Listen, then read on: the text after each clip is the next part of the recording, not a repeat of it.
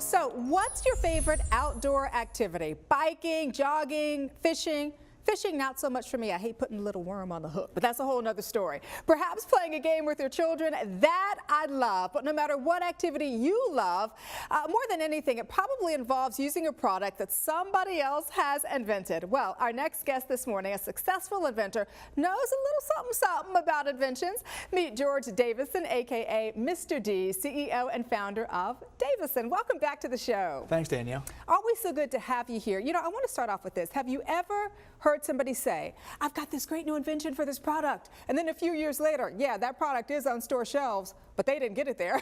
Somebody else is reaping the benefits. I mean, what happened? Well, it happens all the time. It's happened to me many times, and but it's really a race to the market. So if you have an idea, the challenge is, how do I find somebody to grab onto that knows how to get through all these stages to get the product out there to the shelves. And that's a great part of your webisode, which I happen to love, called Dare to Invent. Tell me a little bit about it.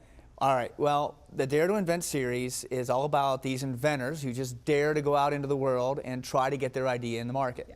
So it's full of, I call them daring individuals. Just regular people, like exactly. You know, like me, who have this great idea. Exactly. Yeah. And then I married you up with a team of really creative people, designers, engineers, prototype makers, storytellers, and they start to combine and bring your idea to life. I've seen a lot of those webisodes. They are so cute and so inventive in and of themselves. So let's check it out.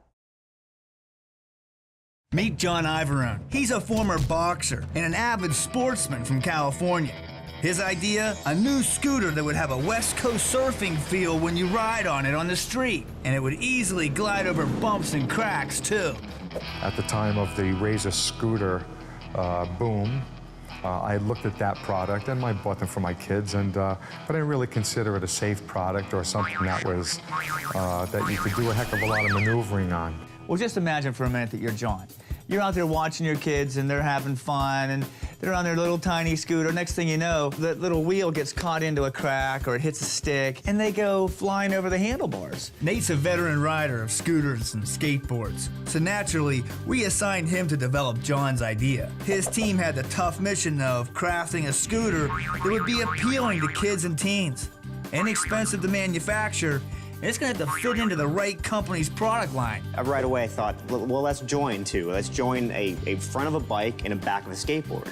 The team came up with a design that took the handlebars of a bike and it attached to a dual pipe shaft that was fitted to a skateboard, and they dubbed it the bike board. Now this gives us the mobility we were hoping for, but also gives us the surfing feel that John was asking for. But then their dream came crashing down.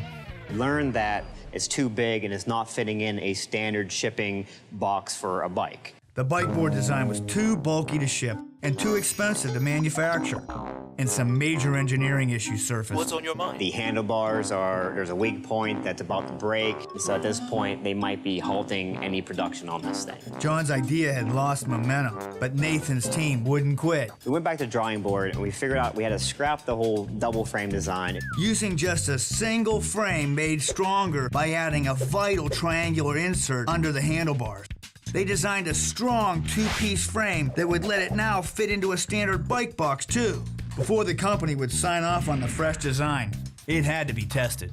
You ready for this? Oh, I'm ready. Have you seen my pants? Gentlemen, start your engines. Blah, blah, blah, blah, blah, blah, blah, blah, blah, blah, On your mark. blah, blah, blah, blah, Get blah, set. blah, blah, blah, blah. Go! Cheater!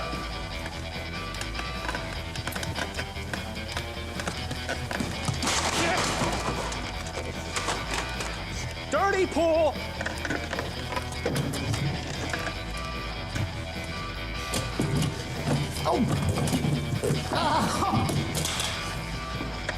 Is there anything that you don't cheat on? Catch up! Oh, for the love of Pete.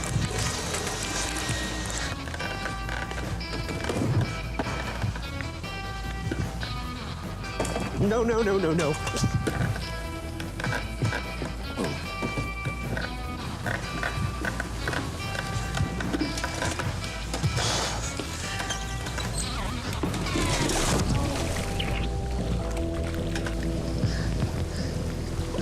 Yeah!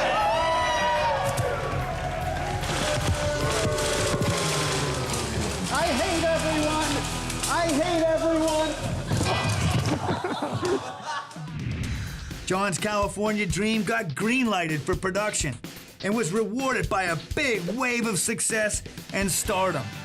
Kraft wanted to put them on the back of their macaroni and cheese boxes. They wanted to put them on the back of their Capri pouches. Then they ran a national ad. And just as if that wasn't enough, then the bikeboard wins a huge award. It won the Industrial Design Society of America Award, which is very tough to win. With the victory of the bikeboard, we invited John to Inventionland for a big demonstration. Hey, Bert, come on down.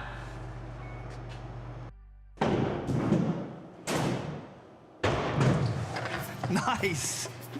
You think that's surprising? Bert, show him what you've got. How about that? Your first royalty check. You've got to be kidding me. I am not kidding you. This is unbelievable. You ready? Oh, yeah. Oh, man. You know, it's a great feeling to think that on Christmas morning there's going to be kids out there opening up something that you created. Another great thing is driving down the street in your car and seeing a kid riding down the street on a bike board. You know, that's a reward that you can't measure in dollars and cents.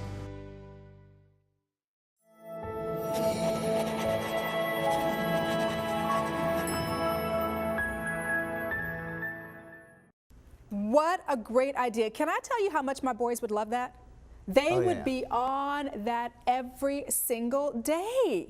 They sold out 20,000 units in less than 2 months. You're kidding me. It's a good item. Makes me want to get started with my project.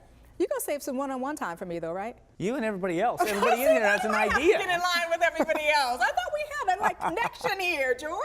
Come on, we can work on it right now. Let's do it. All right, as soon as I do this.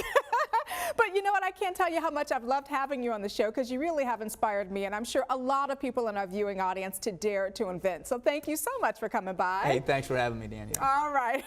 To find out more about Dare to Invent and how you can get started with your own idea, simply visit the website davison.com. That's Davison, DAVISON.com. And as you can tell, I'm going to have to get behind you to get my invention heard.